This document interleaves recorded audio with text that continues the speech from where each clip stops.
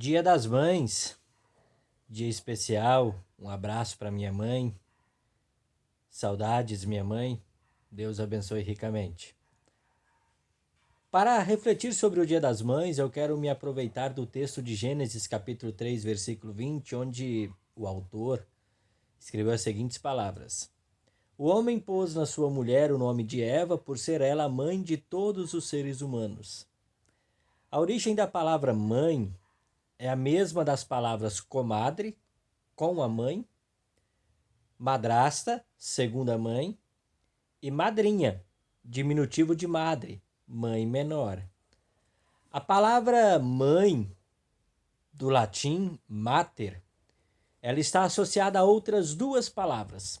Primeiro, mama, que é seio, e mamare, que é mamar. E essas duas palavras, seio e mamar, elas estão intimamente associadas ao ato de ser mãe, não é verdade? O ato de ser mãe. E essas duas palavras também, elas acabam revelando algo bem comum, que é o som ma, M-A. Não importa a língua, não importa a língua.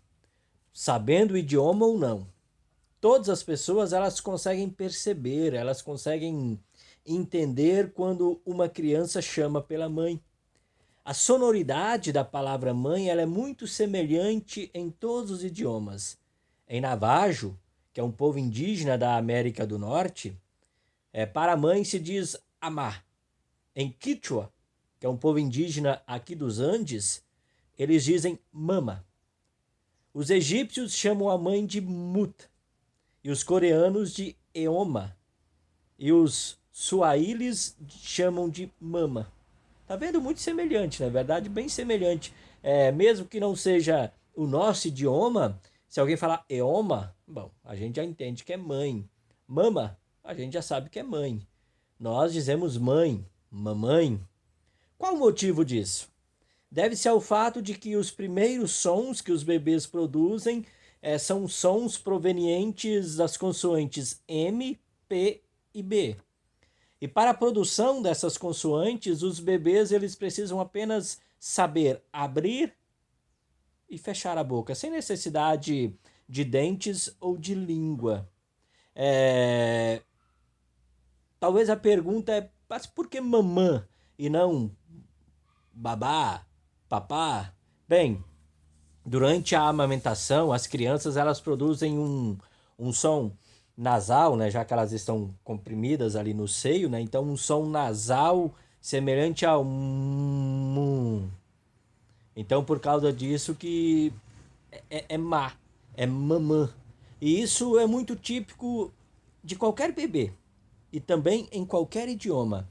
É preciso destacar que para os bebês, primeiramente, mamã não significa mamãe, não. Mamã para os bebês significa o mesmo que comida.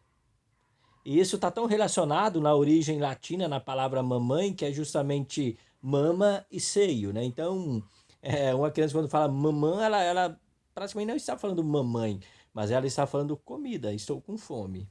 Para um bebê, a primeira pessoa que lhe providenciou o alimento foi a mãe. E nós podemos dizer, isso é verdade. Dentro do ventre materno, é a mãe que providencia o alimento para o seu filho. E pode-se dizer que a mãe é aquela que alimenta o filho. Por isso, não importa a idade, né? Todo filho tem saudade da comida da mamãe, mesmo que seja um feijão queimado, não é verdade? Elas têm saudades. O homem pôs na sua mulher o nome de Eva, por ser ela a mãe de todos os seres vivos. Eva. Eva significa vida. Eva foi a primeira mãe. E o fantástico na história de Eva é que essa mãe, ela deu à luz ao seu primeiro filho com uma certeza, com uma expectativa. A certeza e a expectativa da promessa que Deus havia feito. Caíram em pecado, se afastaram de Deus, mas Deus fez uma promessa: o descendente da mulher trará vocês de volta ao paraíso. E Eva, logo quando Caim nasceu, sendo Caim o seu primeiro filho, ela logo imaginou que Caim de fato fosse já o Salvador, o Redentor. Então, quer dizer, uma mãe que já deu à luz numa certeza. Deus vai cumprir a sua promessa. Aliás, para ela, Deus já estava cumprindo a sua promessa. Isso é muito fantástico. Mas Caim não foi o redentor, Caim não foi o salvador. Aliás, foi o primeiro assassino, né? Ele não se agradou da escolha de Deus na oferta de Abel e Caim, infelizmente, resolveu tomar um outro caminho, o caminho esse da consequência da queda em pecado, que é o assassinato. Bem, Eva ouviu e sabia que Deus cumpriria a sua promessa.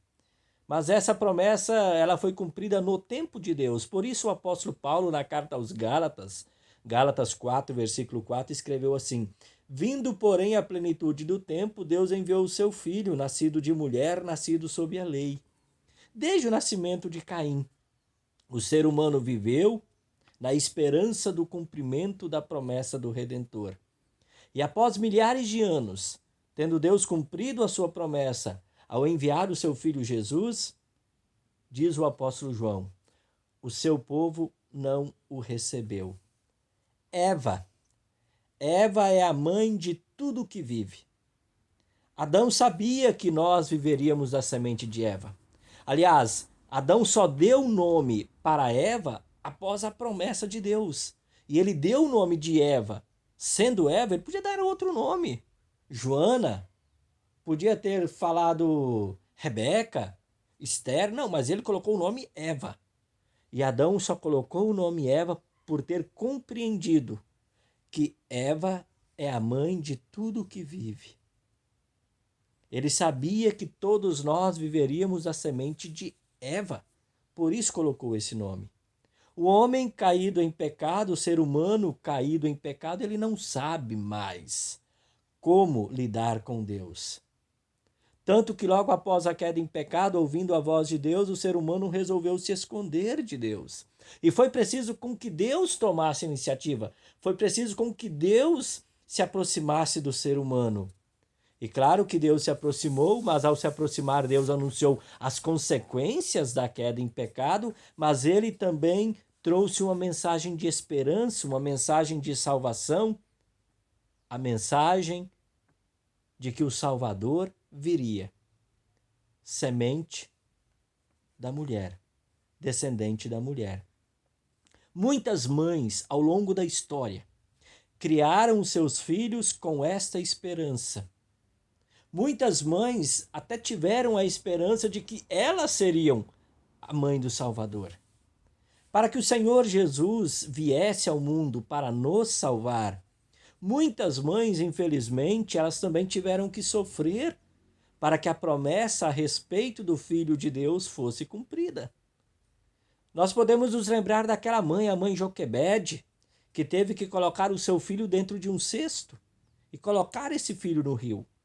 E mesmo após dela ter tido a grande oportunidade, ainda por por algo bem sábio da parte da irmã de Míriam, da irmã de Moisés, que era aquela criança que Joquebede colocou na água, mesmo após Joquebede tendo ainda a oportunidade de cuidar do seu próprio filho, e ela ainda sofreu porque ela teve que entregar o filho para a filha do faraó. Mas tudo isso já estava dentro dos planos de Deus para salvar da escravidão do Egito o seu povo, para que desse povo nascesse o tão esperado Messias, o tão esperado Salvador. Quantas milhares de mães sofreram no Egito antes do povo de Deus ser liberto da escravidão, porque o filho mais velho morreu. O filho mais velho morreu, então mães sofreram. Ana fez uma promessa: se você me der um filho, eu vou dedicá-lo ao Senhor, e ela teve que entregar o seu filho para ele, e ela também sofreu com isso. Claro que ela sabia que ela estava cumprindo o seu voto, mas com certeza ela também sofreu com isso. Poderia citar muitos outros exemplos de mães que sofreram, mas mães que por trás de todo esse sofrimento também estava o agir e o atuar de Deus para nos fazer seus filhos e suas filhas. O plano de redenção, o plano de salvação precisava ser cumprido. E Deus, que não mente, Deus, que é fiel em cumprir as suas promessas, sempre esteve agindo para que a sua promessa fosse cumprida. E desde Gênesis até o dia de hoje, e vai ser assim até o dia em que Jesus voltar para levar os seus para a eternidade. Deus conduz e continuará conduzindo a história. Será que houve exagero da parte de Deus enquanto ele agia para cumprir a sua promessa de enviar o Salvador? Bem, Deus não precisa de advogado. Deus é Deus e ponto final.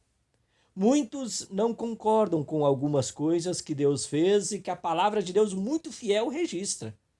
Veja só, Deus ele é tão Deus que ele não deixou de registrar coisas as quais muitas vezes as pessoas questionam a palavra de Deus e dizem, mas está errado, Deus não poderia ter feito isso. Não, Deus registra.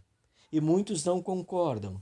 E por não concordar, muitos acabam desconsiderando o Antigo Testamento e o próprio Deus do Antigo Testamento. Mas o fato é, Deus se utilizou de pecadores para salvar o pecador. Olha que fantástico. Deus se utilizou de pecadores para salvar o pecador. É como acontece na igreja hoje. Deus, ele se utiliza dessa composição de pecadores perdoados em Cristo, e ele, pela sua palavra, nos concede dons, e por esses dons ele nos faz servir dentro da sua igreja, mas muitas vezes, sabe, as coisas acontecem dentro da igreja que a gente também não fica contente, que a gente também se decepciona. Mas nós não podemos colocar isso na conta de Deus. Deus só está agindo para salvar os seus. Lembre-se, será que uma mãe pode esquecer o seu bebê? Será que ela pode deixar de amar o seu próprio filho?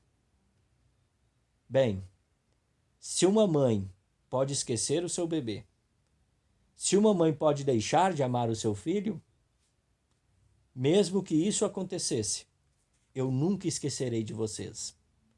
É a promessa de Deus. Ele nunca esquecerá dos seus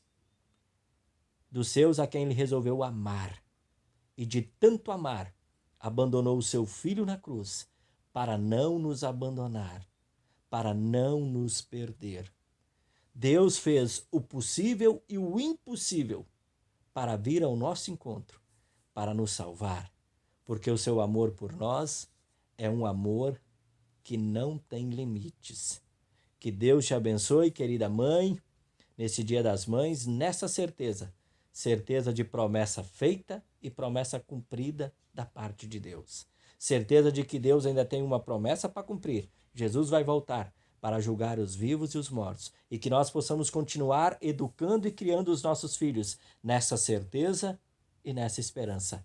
Um forte abraço, até uma próxima oportunidade, se o Papai do Céu se nos permitir. Tchau, tchau!